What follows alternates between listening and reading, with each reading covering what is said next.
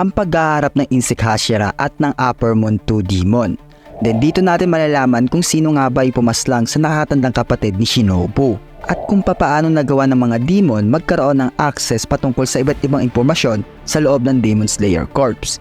At marami pang iba, kaya't mas mabuting panoorin nyo hanggang sa huli. Sa mga nanonood nga dyan, this is Senpai Koy.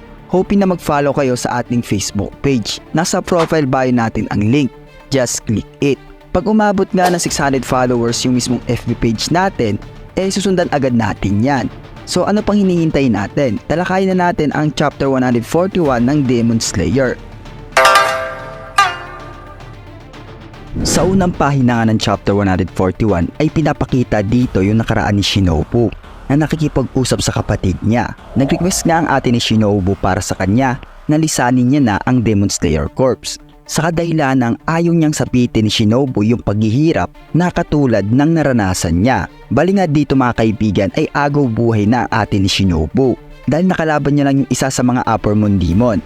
Nagsalita nga si Shinobu at pasigaw nga nitong sinabi na hindi daw maaari sa kadahilan ng gusto niyang maghigante kung sinong demonyo ang gumawa nito sa kanyang kapatid. Kaya't pinilit niyang itanong kung kilala ba nito or yung appearance ng halimaw. At doon ay sinabi niya na meron daw marka ng dugo ang demonyo sa bandang ulo nito. Pero suddenly nalagutan na ng hininga ang ate ni Shinobu matapos niya itong masagot at doon matatapos yung flashback. Back to the scene kung nasaan si Doma at Shinobu. Nagsalita nga si Doma at sinabi kay Shinobu na nalulugod siya makita ito. Nagpakilala nga ang demonyo at sinabing napakaganda nga daw ng gabi na ito.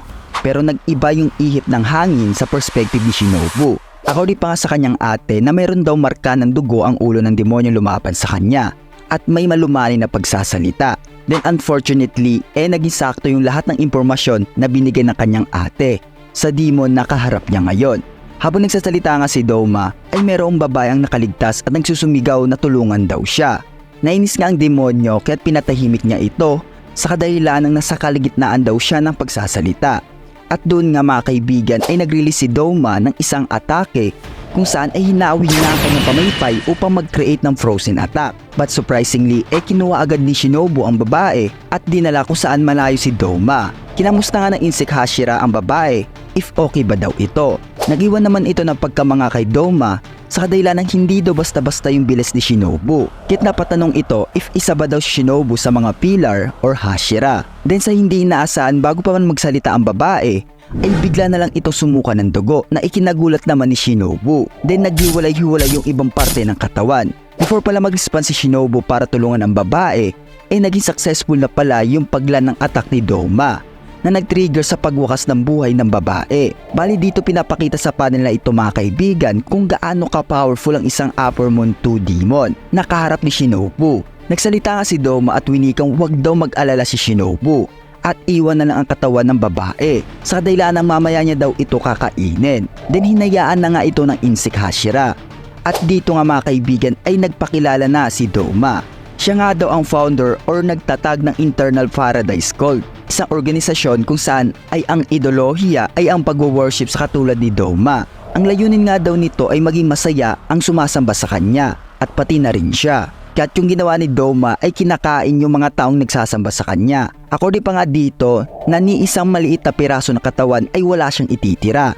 So definitely yung mga babae na sa harapan ni Doma na kanyang pinaslang ay tagasunod niya mismo na na-brainwash lang at hindi alam kung ano yung sasapitin nila. Muli nga nag-sink in sa isip ni Shinobu na ito pala daw talaga yung demonyong pumaslang sa kanyang nakakatandang kapatid. Then nag-disagree nga ang Insect Hashira sa kadahilan ng hindi daw tama yung pamamaraan ni Doma upang pasayahin ito. Dahil saksi yung mga mata ni Shinobu na humingi daw ito ng tulong. Nagsalita naman si Doma at sinabing kaya't niya nga daw ito ginawa upang tulungan daw ang babae. Kumbaga sa own thoughts ni Doma ay hindi daw muli mararamdaman ng babae ang sakit, bigati at pagkatakot or paghihirap sa kadahilan ng tinapos niya na ito. At ang susunod na proseso nga daw ay kakainin niya ang katawan upang panghabang buhay niya nang makakasama sa kanyang katawan.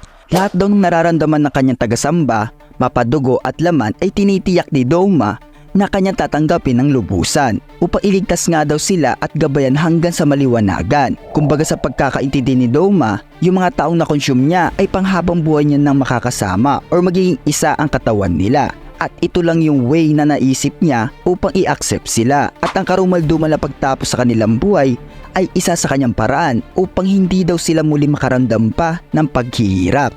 Nung marinig nga ni Shinobu coming from Doma ay lalo siyang nagalit. Winika nga nito if may sapak ba daw sa ulo si Doma dahil nakakasunga nga daw yung minimithi niya.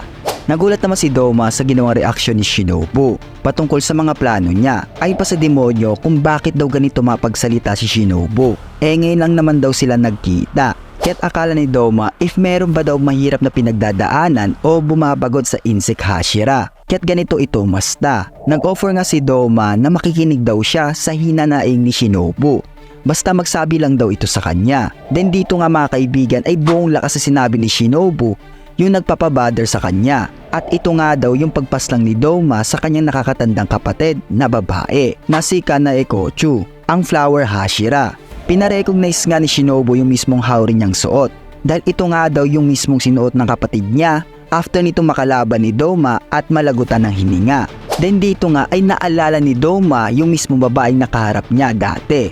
According pa nga sa kanya, ang babae daw na iyon ay gumagamit ng flower breathing style. Dagdag niya pa na sweet at cute daw ito. Sayang nga lang daw ay yung aktong kakainin niya na ang babaeng iyon ay pasikat na mismo yung araw or mag-uumaga na. Kaya't naginayang si Doma na hindi niya ito nakain. Na-trigger nga si Shinobu sa pangbabastos ni Doma sa kanyang ginagalang na kapatid.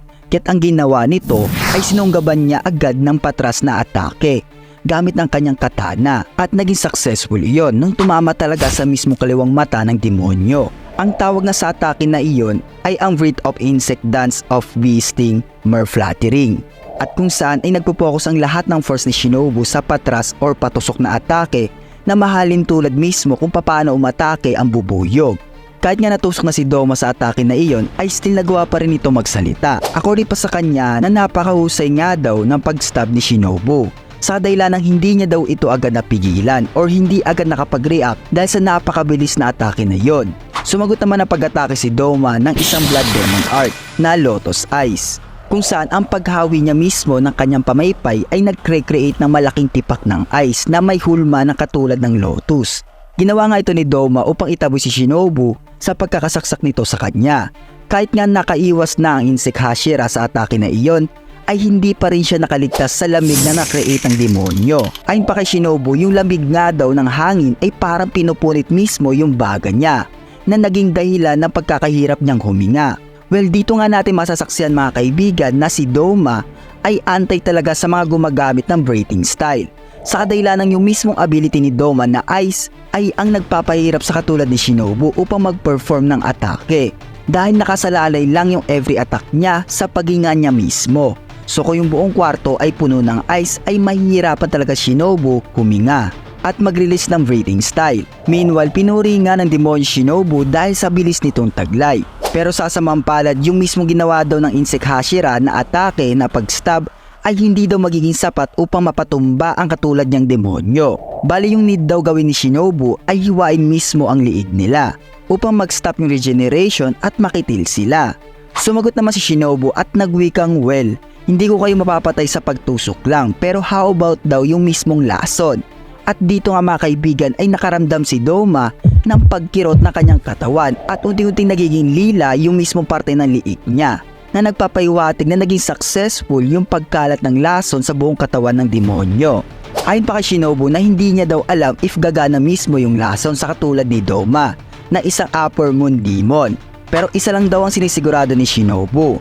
Habang nagsisigaw nga sa sakit si Doma ay bigla itong nagsalita at sinabing mas malakas nga daw yung laso na in-apply ni Shinobu kumpara sa ginamit niya kay Roykon sa bundok. Bali ito nga'y trahedya kung saan ay nakipaglaban ng Demon Slayer Corp sa Lower Moon 5 Demon na si Roy Ayaki.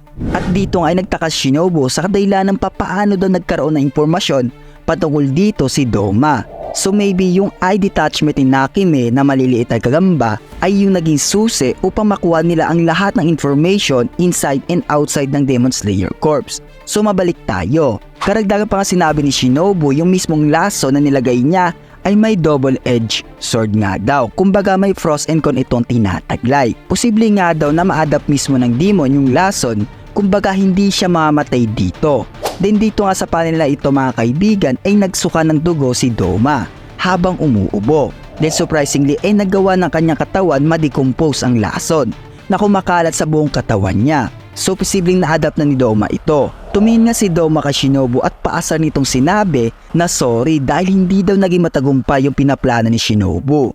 Dagdag niya pa na alam niyang nagpakahirap si Shinobu para pag-aralan ito at sa maiksing time frame lang ay nabaliwala lahat. May napansin nga si Doma sa pinakawalan na atake ni Shinobu. According pa sa kanya, bago pa man daw ilabas ni Shinobu yung espada niya ay gumawa daw ito ng unique sounds pag bumabalik sa mismong shell. Kaya tinala ni Doma if yung mismong lagayan daw ng katana ng Insect Hashira ay nakalagay yung mismong lason na every time ay pwede baguhin ni Shinobu ng mixture. Kaya sa sobrang excited ng demonyo ay pumalakpak na lang. Sa dahilan na magiging masaya nga daw ito. Kumbaga yung pag-atake ng lason sa kanya ay magiging interesting palalo. Dahil nagagawa pala ni Shinobu baguhin ang lason na nilagay niya sa kanyang katana. Pa-excite ng tanong ni Doma if yung susunod daw na atake ay magpapawakas ng buhay niya. Kaya tinikayat niya ang Hashira na itry na ang susunod na pag-atake. Sumagot naman si Shinobu na wala daw problema at doon nga ay inangat niya ang kanyang katana na nagpapaywatig na paghahanda sa susunod niyang pag-atake. Karagdagan pa sinabi ng Insect Hashira na alam niya sa kanyang sarili na itong pangyayari, yung kalahati nito ay expected niya na magkakatotoo. Kumbaga yung pagka-decompose ng lason ay expected na ni Shinobu. So meaning, pwedeng lahat ng atake ni Shinobu ay mababaliwala lang. Kaya nagbaon siya ng napakaraming iba't ibang variant ng lason upang itry sa makakaharap niyang demonyo at doon magwawakas ang chapter 141 ng Demon Slayer. By the way, mauna ako mag-upload sa mismong Facebook page ko compared dito sa TikTok. Hoping na doon kayo manood, just click my profile bio. Ayun lang, maraming salamat.